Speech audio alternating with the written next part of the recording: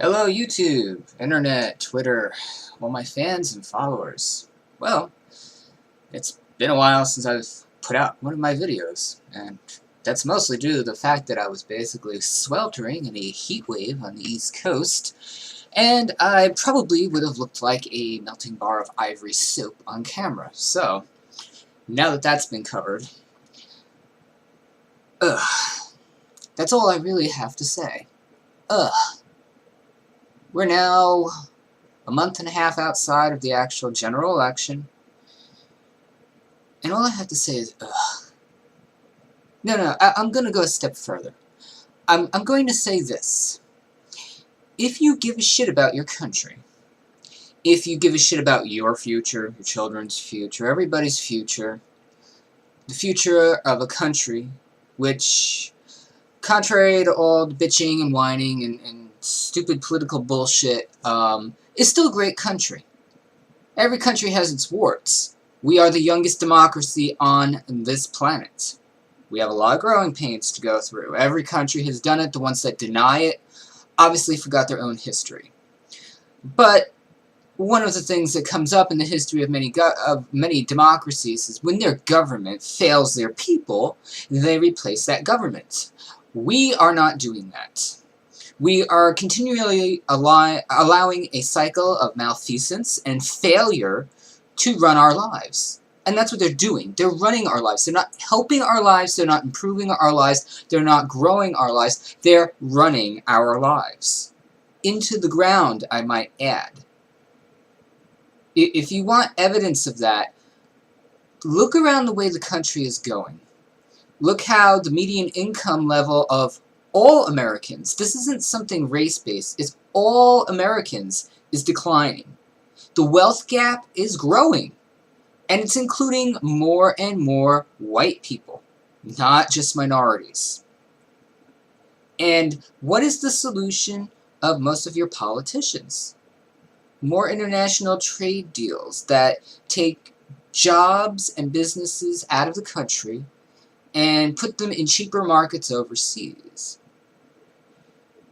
They tax you more and more and more to fill in the gaps of the fact that there are no businesses here to tax. That sounds cyclical. And now it comes to light, and this is something that a lot of people who work in the tech industry already know, that giants like Facebook, Apple, Microsoft have been pressuring and lobbying Washington for over a decade to push through new visa systems, which basically allowed them to take hard-working, educated Americans and kick them out of their jobs and replace them with foreign nationals that will work for dirt cheap. These are the people that are running your government and are running your life.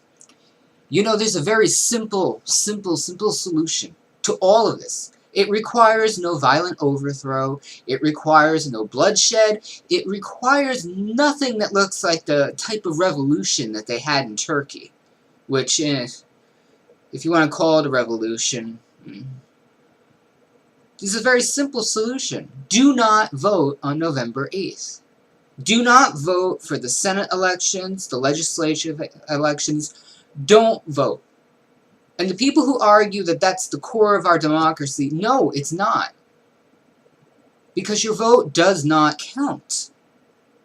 Your vote is usurped in one way or another. You vote a populist presidency, but during that populist presidency, they're stuck with a House and Senate that is partisan and does nothing, as is clearly evident with what went on with Obama. Like him, hate him, he was in a quagmire. Now, this will happen the exact opposite way. You're going to be dealing with Hillary Clinton as president, and she's going to have a majority Republican House and Senate that's going to sit on their hands and do exactly what they did to Obama.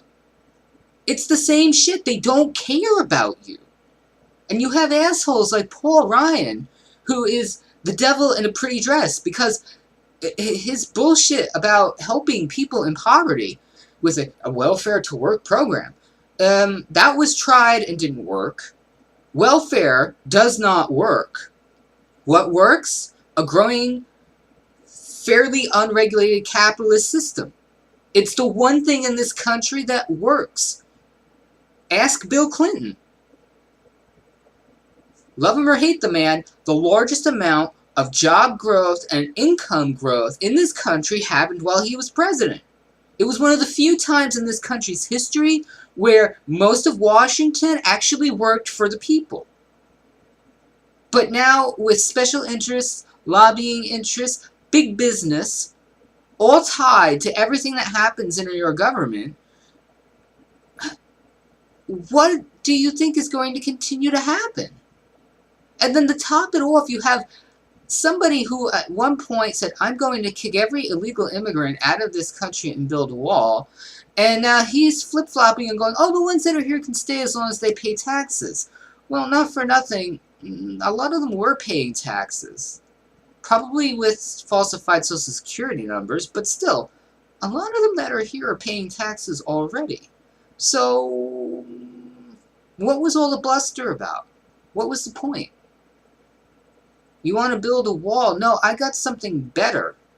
Line the border with landmines and bring some of our servicemen out of countries where they don't need to be and employ them on the borders of our country. It's what other countries do.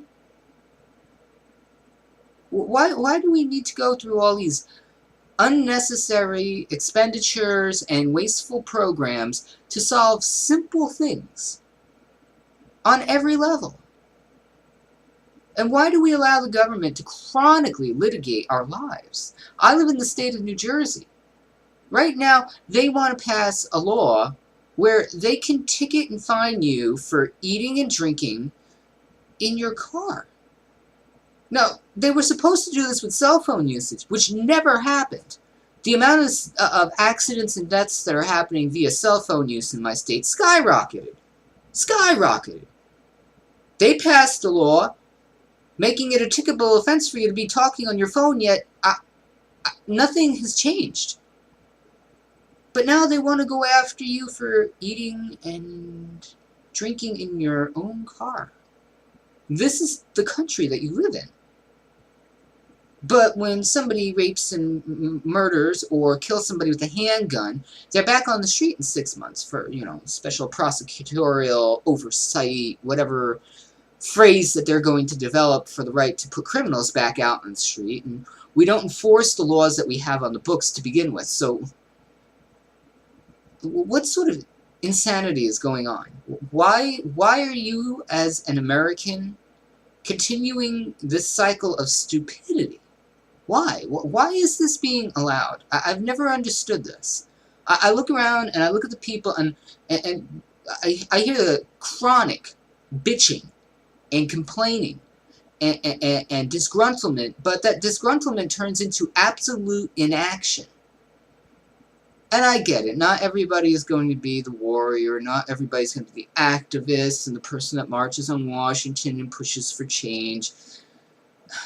You know what? Not everybody has to be, but a general consensus needs to come about. And it needs to be more unified. There's this divisiveness where people are willing to change their viewpoints for handouts. It's kind of where Sanders really struck a really bad chord with me, because he was trying to push social reform with social handouts. Like, here, I'm going to give you a cookie. Now vote for me. Or, if you vote for me, I'm going to give you a new gold Rolls Royce. You'll have nowhere to live, but you're going to have a gold Rolls Royce. That was a huge premise behind the way Sanders approached the American people. And as American people, we should have been thoroughly insulted.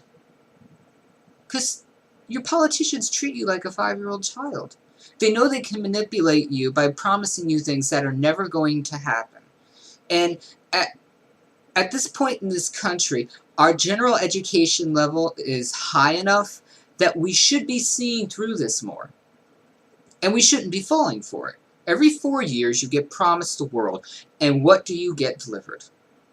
Failing infrastructure, failing schools, decreased income, job flight, immigration inequality, racial inequality. How many of the candidates have even broached the idea of police reform?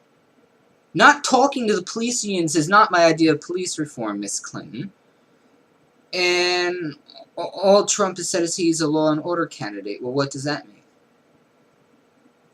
What does it mean? Nothing. There's been no details. We are now a handful of days from October, and neither of them really have any clear-cut plans for what they want to do. They're flying by the seat of their pants, and once they get in, they know they're going to do nothing, so they just start promising stupid shit. I'm going to help all African Americans. I'm going to help single mothers. I'm going to help the working poor. I'm 40 years old. I have yet to see that. One of the few times I saw that was when Bill Clinton was president. But he also had an amazing, amazing group of people working with him that no longer work in Washington. They don't even work in public service anymore. That's how disgruntled and disgusted they were with the system of government that we have. Which brings to my point, the only elections that really, really matter are state elections. Because the good stuff that's being done in this country is being done on the local level. I live in Bergen County. Bergen County, whether it's just a press factoid or not, is the first county in my state to eradicate homelessness for veterans. How true that is? I don't know. How do you quantify that? But they put the effort forth. There are states where, on the local level, they're tackling homelessness head on. They're tackling the opioid addiction issue head on. What happened just this week? They legalized OxyContin for minors. We're in the midst of an opioid addiction plague. And your government, in collusion with the FDA and Big Pharma, legalized opioids for minors. What the fuck? And see, this is where I do get pissed off, because that should have turned heads like crazy. But nobody batted an eyelash. The news didn't even cover it. They're covering the schoolyard circus of our so-called political election, and they didn't bat an eyelash. We had flooding down in Louisiana. Who did all of the legwork? The people in the local region, which, in my eyes, is the best way to do it. The best way to do it. It's the only people that you can depend on, are the people that are in your communities. Whether you believe it or not, it's true. When push comes to shove, if there is ever a significant disaster in this country, on the scale of a massive earthquake, of, God forbid, a nuclear attack, the only source of help that you're going to have is on a local level. The federal government doesn't give a shit about you.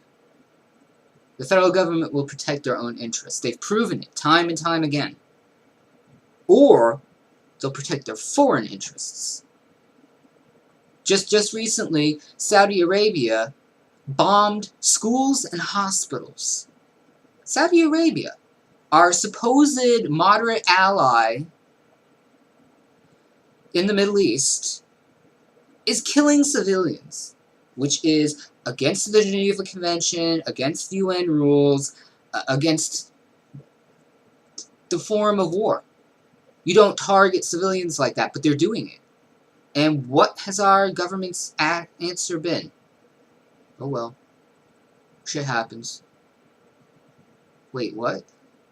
But we're the same government that turns around and calls President Assad in Syria a murderer and genocidist and war criminal for doing the exact same thing. Do you not see the dichotomy here? Do you know why? Because Saudi Arabia basically owns a good portion of our country with the oil money that we keep pumping into their country by refusing to develop new forms of energy and alternatives to get us off the oil teat. The cycle continues. And you do nothing. You do nothing. So reap what you sow. This is where people, you can't sit back and bitch and complain and you allow it to go on. And that's where not voting is a first step. I have not voted for any elections on the federal level in my life. Ever. Local? Yes. Yes, I have. I've installed 3 mayors that have reduced my taxes on my property. Yeah. I voted for 3 mayors that increased funding to the school systems when my state legislators cut it. Yeah. I firmly believe that the only future in this country is on the state level. Because once they're elevated to the federal level, they disappear. Their humanity disappears. Be it because special interests throw money in their face, be it because they end up in a system that seems so futile and unworkable that they just throw their hands up and go, I'm done. I'm done. I can't get anything accomplished. I'm done. There's no sense fighting against the wall. But that wall should not be there. This is what the American public needs to understand. That wall was never meant to be there. As soon as the Supreme Court and the Congress started erecting a wall around our government with a mail slot that required special interests to slide money through it to get what they want, our government stopped working for us. Period. It stopped working for you and me. And if you don't understand that, do me a favor, go take a gun into your backyard and shoot yourself in the fucking head. Because for you to not acknowledge that that is going on kind of proves that the public education system failed you, and you should kind of off yourself before you reproduce. In fact, it needs to be said, the plethora of ongoing ignorance in this country is mind-boggling. Mind-boggling. We're so distracted with gender issues, race issues, when we as a country, as a singleized country, are faltering on a global level. We're not ranked as one of the freest countries. We're not ranked as one of the best countries to live in. We're not the shittiest country. I mean, shit. We're not Afghanistan. You don't have to wear a fucking bulletproof vest and a helmet to go grocery shopping. But in some communities, you kind of do. I wouldn't go grocery shopping in Detroit at night. Shit, and I wouldn't even go grocery shopping in Newark at night. That's the country you live in. And for some reason, it's palpable to find that acceptable. And it's all communities too. It's not a racial thing. It's an overall general apathetic attitude towards the way we are going as a country. People kind of ridicule the whole "oh, make America great the way it used to be." There's a few defining things from that statement. It's you want to cherry pick the racial stuff, cherry pick the poverty stuff, the women's rights stuff. No. There are 3 fundamental things from, especially my parents' time: safety, respect, and dignity. Those 3 things don't exist in the society that I live in anymore. People don't respect each other. If people can fuck somebody over, they will. There's no dignity in this country. Keep your private business to yourself and respect other people's privacy. It's none of your business what they do behind closed doors. And safety. I remember as a child, my grandma lived in Norwood, New Jersey, which, okay, it's rural, it's not a crime-ridden, She used to leave her doors and her windows unlocked all the time. All the time. And it wasn't a white community. She had black neighbors. She had Hispanic neighbors for many years. They all left their doors and windows unlocked. before I go to work every night, I make sure every window in my house is locked. Because I've been home at night and I've seen the type of people wandering around my community. The amount of heroin use in my community has tripled. There is a row house for released heroin users on the border of my town and the next town. Now, mind you, none of my local leaders even bothered to bring this up, that it's here. But it's here. And a couple of them have been arrested for soliciting for drugs. Yeah. So, those 3 pillars, respect, dignity, and safety, they don't exist in our society anymore. And that's where the downfall starts. And that's where the apathy starts, because once you're willing to allow it to happen in your community, you're willing to allow it to happen in your state, and you're willing to allow it to have it in your country. So do yourself a favor, if you give a shit. Even if you don't kind of really give a shit, but you kind of don't want things to turn to shit, don't vote on November 8th. Don't. Just don't. Stay home. Look at what's going on with your local elections. Look at your tax bill if you're a homeowner. Look at your income. Look at your tax bracket and where your tax money goes. And fix what you want on your state level, because that's where your livelihood comes from. It's not going to come from Hillary Clinton. It's not going to come from Trump or Paul Ryan or anybody else that's sitting in Washington. It's going to come from your local officials. Do not vote in the presidential elections, and don't vote in the Senate elections, and don't vote in the House of Republican elections. Fuck those people. Put them out of a job. They are career criminals. They are millionaires that don't give a shit about you, don't give a shit about their constituencies, don't give a shit about the future of this country. All they're worried about is protecting their own asses, and their malfeasancy, and their corruption, and their criminal behavior. 80% of them belong in jail. The rest, they're all treasonous. Everything they do, every word that comes out of their mouth is treasonous. They don't belong sitting in government. So don't vote on November 8th. Stay home.